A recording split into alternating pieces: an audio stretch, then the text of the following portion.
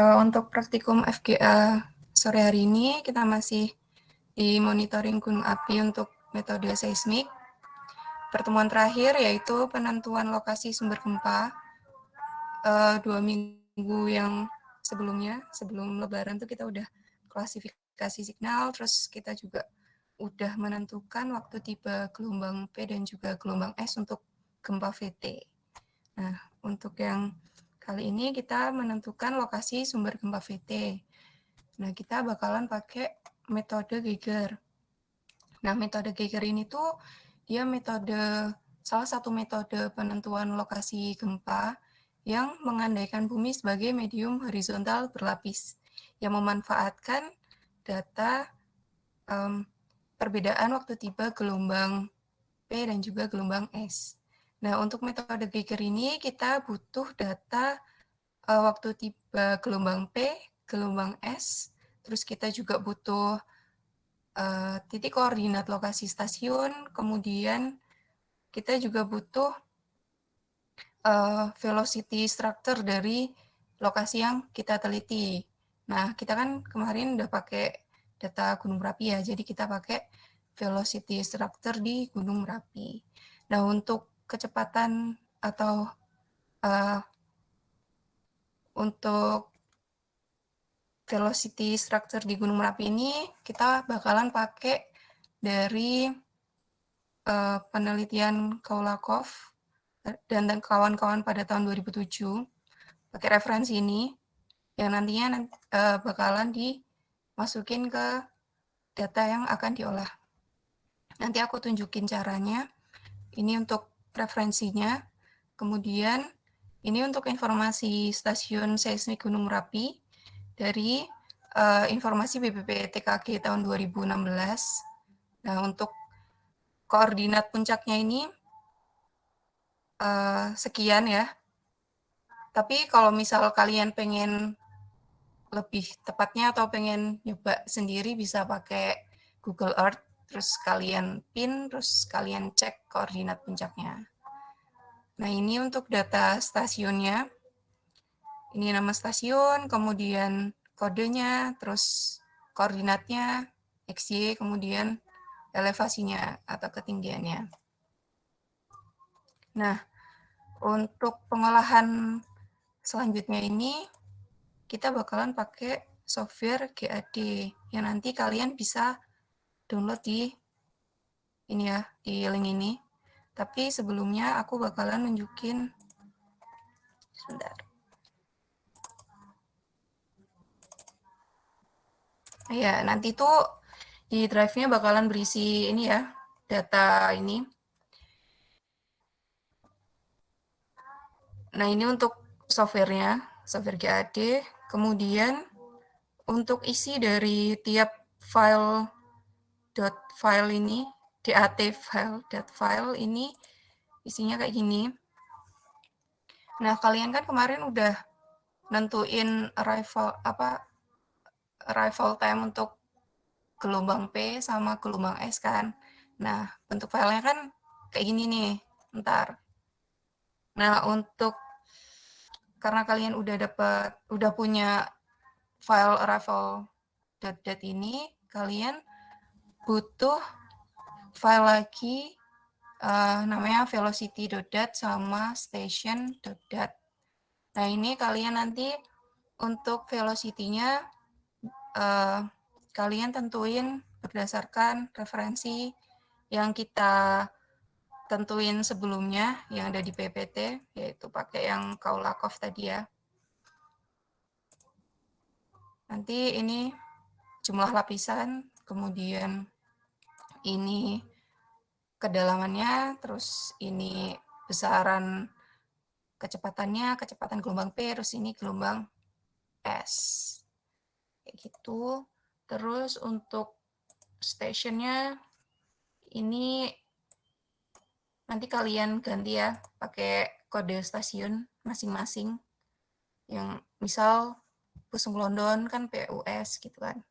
Tuh seterusnya sampai 6 stasiun. Kemudian untuk yang kolom kedua ini itu Untuk posisi X, kemudian kolom ketiga posisi Y, kemudian kolom keempat ini posisi Z. Nah, untuk penentuan tiap kolom X, Y, Z ini, itu berdasarkan, bentar, aku jelasin pakai gambar aja ya.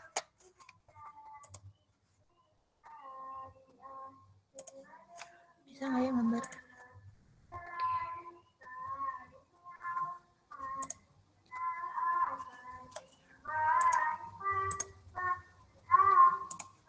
Oke. Jadi misal nih ya, kan misal nih Gunung Merapi. Nah, kemudian ini titik puncaknya. Oke. Ini sebagai koordinat pusat puncak. Maaf jelek tulisannya. Kaku.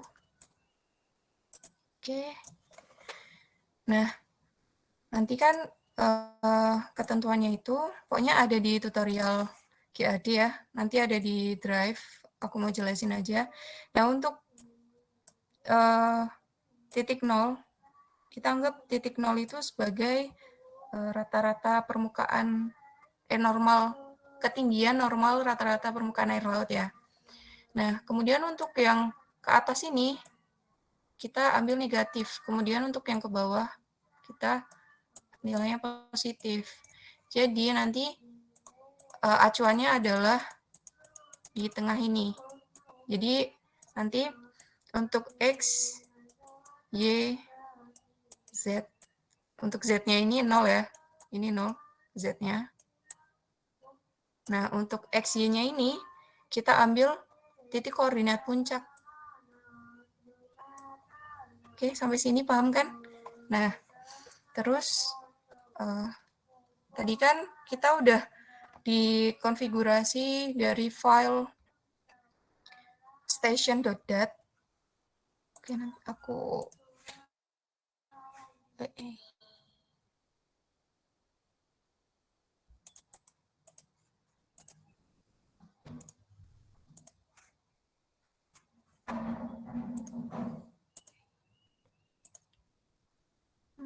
ini nih. Oke. Untuk yang station.dat tadi kan ada X sama Y. Nah, nanti kita tentuin X-nya sama Y-nya berdasarkan titik koordinat pusat dengan titik koordinat dari tiap-tiap stasiunnya. Kalau misalkan dia berada di sebelah timur dan juga sebelah utara dari pusatnya, pusat atau puncaknya, koordinat puncak dari Gunung Merapi, itu nanti kita kasih tanda positif. Kemudian kalau dia berada di sebelah barat dan juga sebelah selatan dari puncak, itu kita kasih dia tanda negatif. Seperti itu.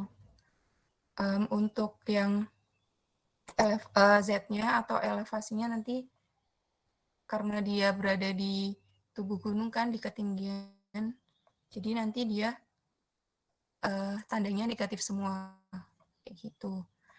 Terus nanti kalau misalkan udah semuanya, datanya udah selesai gitu, nanti kalian bisa tinggal running aja. Sebentar, aku punya contoh misal ini ya, ini dataku. Nah, nanti kalian, misalkan tadi kan kita udah punya data arrival, kemudian station, sama velocity. Nah, nanti di folder, jadi kalian jadikan satu folder, ada ini data arrival, GAD, results, station, sama velocity. Nah, nanti kalian tinggal ini aja, klik GAD, udah tinggal nunggu sampai dia selesai, terus nanti kita open results-nya. Nah, di sini nanti kan ada nih hasilnya, kayak nih hypocenter. Untuk event pertama ada X, Y, Z, sama T, terus ada ininya RMS.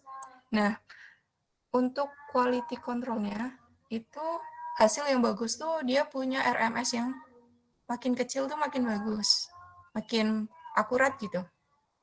Cuman kalian juga harus perhatikan hasil dari kedalamannya. Apakah kedalamannya tuh, kalau misalkan kita plot tuh, kan kalau yang berdasarkan pengalamanku ya, itu tuh kadang tuh ketika kita udah running GAD, terus kita waktu plot hypocenter gitu ya, ternyata posisinya tuh di atas gitu, maksudnya kayak nggak di kedalaman gitu, nggak di dalam gunungnya. Nah itu kan berarti kan ada error. Nah ketika ada error itu kalian bisa cek lagi pickingnya apakah kalian udah pas atau belum. Mungkin yang kalian anggap sebagai arrival time gelombang P mungkin bergeser atau kayak gimana gitu. Oke. Kurang lebih kayak gitu untuk yang pertemuan terakhir ini. Nah, untuk tugasnya kalian nanti membuat peta epicenter gempa sama peta 2D dari gempanya. Untuk data masing-masing kelompok ya, lanjutin.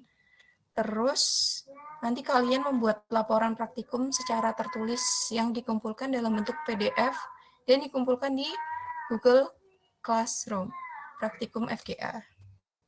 Gitu. Untuk contoh dari peta epicenter sama peta gempa 2D itu nanti kalian kayak gini. Kalian bisa bikin pakai ArcGIS ya, atau aplikasi yang lain kayak Surfer, kayak gitu juga bisa. Kayak gini contohnya.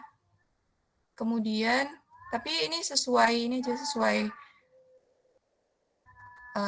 yang kalian bisa, atau bisa pakai Python juga. Terus ini untuk epicenter, kemudian untuk 2D-nya, sayatan 2D, nanti kalian, nah contohnya kayak gini, nanti sayatannya melintang sama membujur, yang kalian bikin. Kayak gitu contohnya. Oke. Sekian untuk presentasi dari aku. Mungkin ada pertanyaan?